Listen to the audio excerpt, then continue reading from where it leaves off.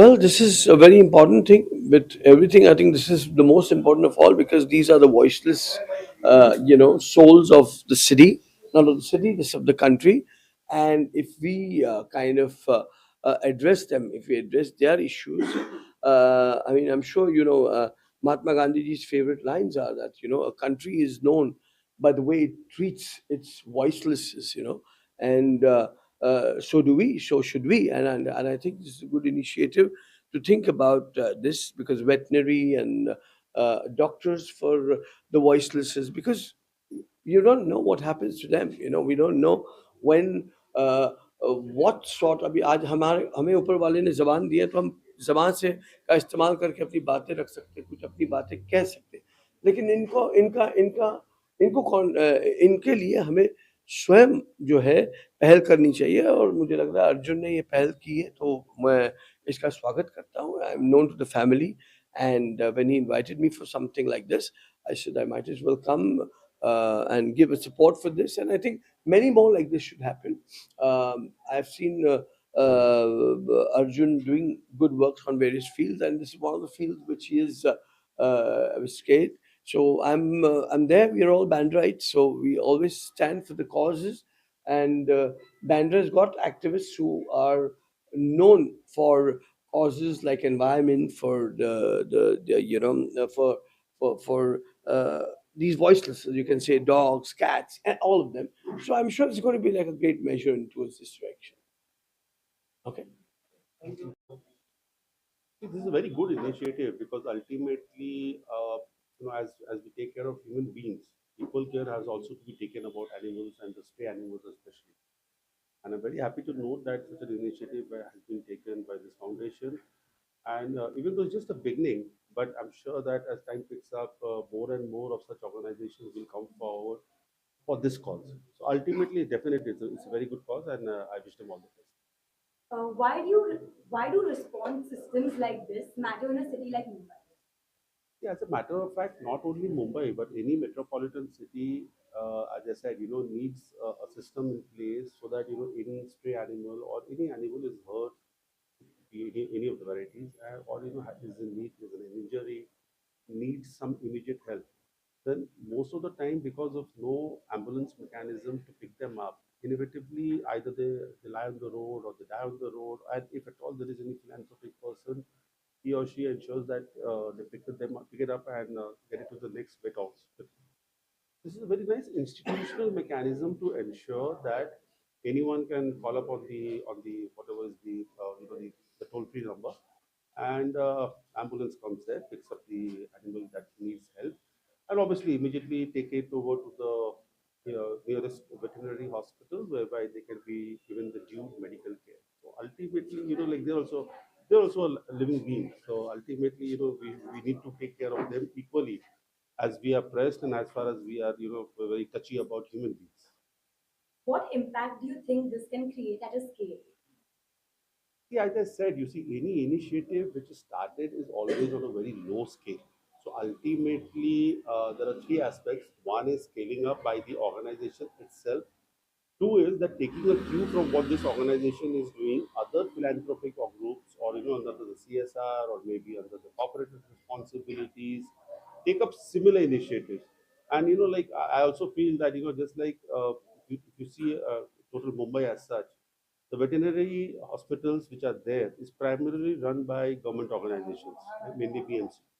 Now, like one private organization is setting up a veterinary hospital. But I personally feel that even in the corporate sectors or people who are in the private sectors also need to look into this as maybe giving back something to the society.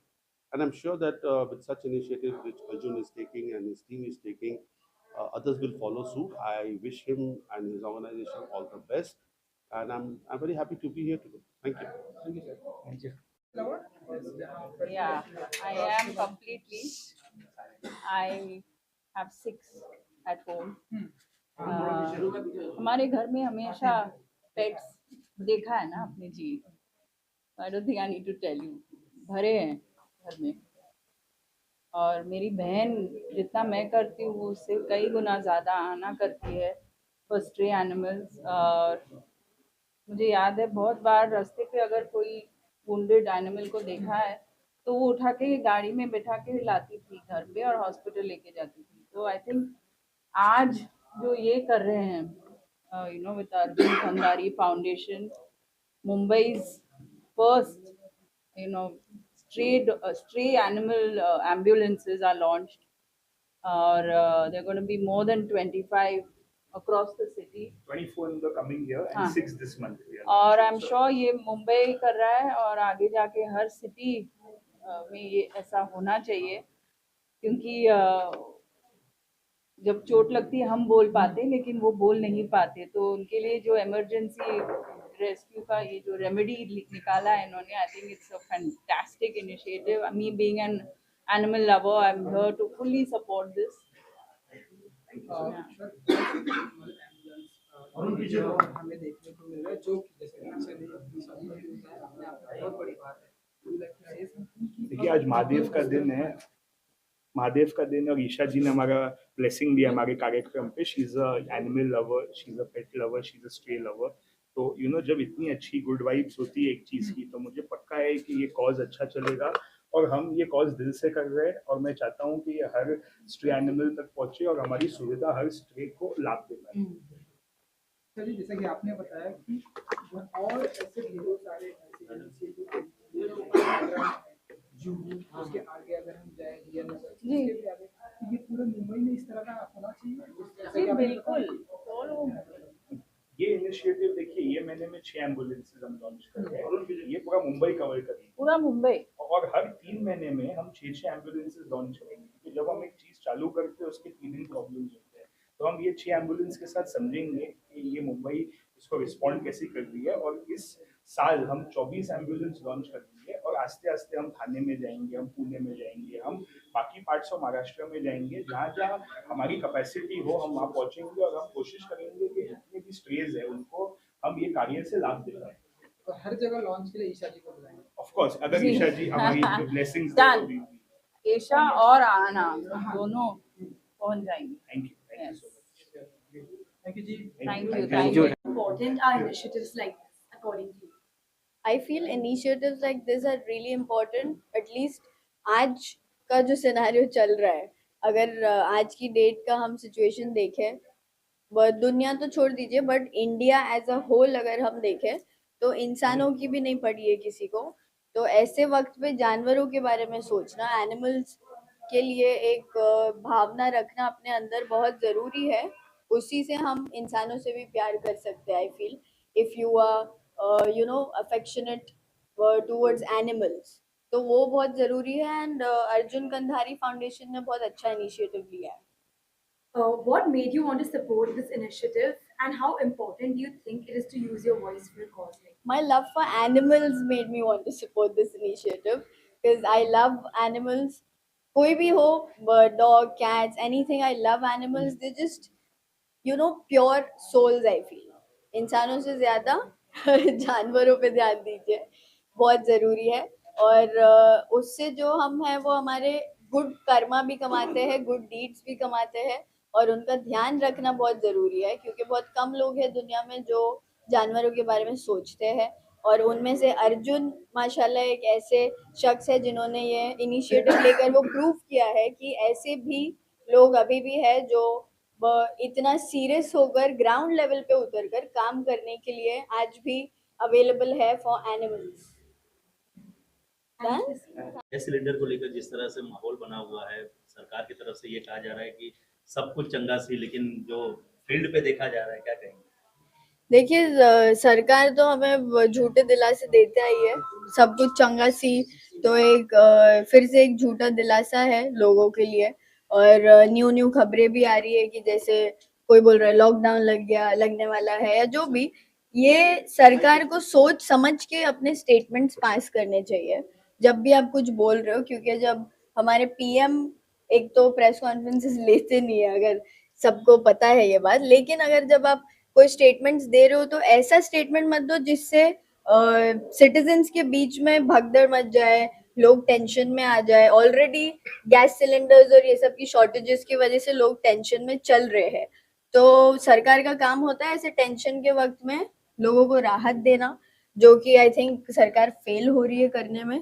थोड़ा सा और ज्यादा लोगों के तरक्की पे और देश की तरक्की पे ध्यान दे, हिंदू मुस्लिम करना बंद करे तो बेहतर होगा। मुंब्रा के भी जो मजदूर है वो पलायन कर रहे हैं जब से ये बात सामने आई है लॉकडाउन की, उसके बाद से लोग जो है वो छोड़ रहे हैं। मुंब्रा की क्या स्थिति है, क्या बताना चाहिए? देखिए, मुंब्रा की स्थिति फिलहाल तो पानी की बहुत शॉर्टेज है। एलपीजी सिलेंडर्स वगैरह तो वो तो अभी शॉर्टेज हुई है, बट पूरा रमजान हमने बिना पानी के निकाला है, जो कि बहुत ही शर्म की बात है। और अभी टीएमसी में, थाने महानगर पालिका में, जैसे बॉम्बे में हमारा बीएमसी है, वैसे टीएमसी के, क्योंकि हम चुने हुए कॉर्पोरेटर्स है, तो हमारे पास अधिकार है कि हम हमारी जनता के लिए आवाज उठाए। तो पानी को लेकर हमने बहुत सी लेटर सबमिट किए, बहुत सारे ऑफिसर से बात की कि पानी का मुद्दा जल्द से जल्द सॉल्व हो जाए। तब जाके हमारे थाने महानगर पालिका के मेयर से हमको माशाल्लाह बहुत अच्छा रिस्पांस आया, और पानी की न्यू पाइपलाइन इंस्टॉलेशन का काम स्टार्ट हुआ है, जिससे कई सारे लोगों को इंशाल्लाह बहुत जल्दी राहत मिलेगी। तो काम जब इस तरीके से होता है, अगर आप आवाज उठाओ और उस पे अगर इम्प्लीमेंटेशन और एग्जीक्यूशन हो सरकार की तरफ से, तो फिर आप बोलोगे कि नहीं, हाँ, काम करने वाली सरकार है। लेकिन जब इम्प्लीमेंटेशन और एग्जीक्यूशन नहीं हो रहा और सिर्फ आवाजें उठाई जा रही और उसका कोई नतीजा ही नहीं मिल रहा है, तो फिर कोई मतलब नहीं है। तो इसीलिए अगर आवाज उठाना है तो ऐसे जगहों पर जाके उठाइए जहां आपको लग रहा है कि आपका सोल्यूशन मिलेगा। सफाई को लेकर भी कई सारे वीडियोस वायरल किए जा रहे हैं जी। मुंबई से, उस पर क्या कहें? सफाई तो अभी फिलहाल हाल फिलहाल में तो बहुत अच्छे से चल रही है। क्रिस्टल की टीम अपना काम कर रही है, लेकिन बीच बीच में उनको थोड़ा सा ऐसे पता नहीं क्या होता है, और वो कचरे छोड़ देते हैं रोड के ऊपर। फिर हम उनको बोलते हैं कॉल करके कि प्लीज वो कचरा वहां से उठा लीजिए। तो फिर मेन इशू आ जाता है कि मुंब्रा के पास डंपिंग ग्राउंड नहीं है, बट मुंब्रा आता है थाने डिस्ट्रिक्ट के अंदर, और थाने डिस्ट्रिक्ट के पास ही डंपिंग ग्राउंड नहीं है। तो ये थोड़े बहुत कचरे को लेकर इश्यूज चलते रहते हैं, बट क्योंकि अभी हमने एक इनिशिएटिव लिया है कि हम चेंज लाने में पहल करेंगे इंशाल्लाह। तो आप लोगों को जल्द ही, मेरी उम्मीद है कि ये मुद्दे जो जैसे आपसे टॉपिक सारे कचरा, गटर, पानी, ये बंद होकर थोड़ा डेवलपमेंट के काम पे बात करेंगे इंशाल्लाह। अच्छा मैम, बात की जाए लोकप्रिय नेता राहुल गांधी जी, जी। कंगना रनौत आए दिन उनके ऊपर आरोप लगा रही हैं, लुक्खा है, टुच्चा है। क्या लगता है, इस तरह का आरोप उनके ऊपर लगाना सही है? देखिए, पहले तो लैंग्वेज देखिए आप। राहुल गांधी जी गांधी फैमिली से बिलोंग करते हैं, कांग्रेस की हिस्ट्री रही है। हम भले दूसरी पार्टी से है, but we respect the Gandhi family and everybody जो भी पॉलिटिकल पार्टी से बिलोंग करता है, जिसकी एक हिस्ट्री रही है। पूरा देश नहीं, पूरी दुनिया उनको जानती है, आई वुड से। और ऐसे लीडर के ऊपर ऐसे फ्रेजेस और वर्ड्स यूज करना इज, आई थिंक, बहुत ही अनकॉन्स्टिट्यूशनल आप बोल लीजिए। जैसे वर्ड्स आपने अभी मुझे बताए, और स्पेशली उनके मुंह से ये सब वर्ड्स तो अच्छे भी नहीं लगते। तो आई थिंक ये चीजों पर ध्यान देना बहुत जरूरी है, क्योंकि इतना सारा यूथ आपको फॉलो कर रहा है, तो वो यूथ को आप क्या मैसेज दे रहे हो ये इस। कंगना ने आरोप लगाया हाँ, जो मुझे कि- पता है, बट वो आरोप में वर्ड्स कैसे यूज किए हैं? आप नौजवानों को क्या सिखा रहे हो कि लीडरों को ऐसे वर्ड्स बोलना सही है? लीडर जो हमारे लिए, हमारे देश के लिए काम कर रहे हैं, हमें सच और गलत का फर्क बता रहे हैं, आवाज उठा रहे हैं जनता के लिए, ऐसे लीडर को ऐसे टर्म्स और वर्ड यूज करना रॉन्ग है। तो जब इतने लोग इतने ज्यादा तादाद में आपको फॉलो करते हैं, तो आपकी भी रिस्पॉन्सिबिलिटी है कि आपके मुंह से कौन सी बात निकल रही है उस पर ध्यान दीजिए। Thank you. Thank you.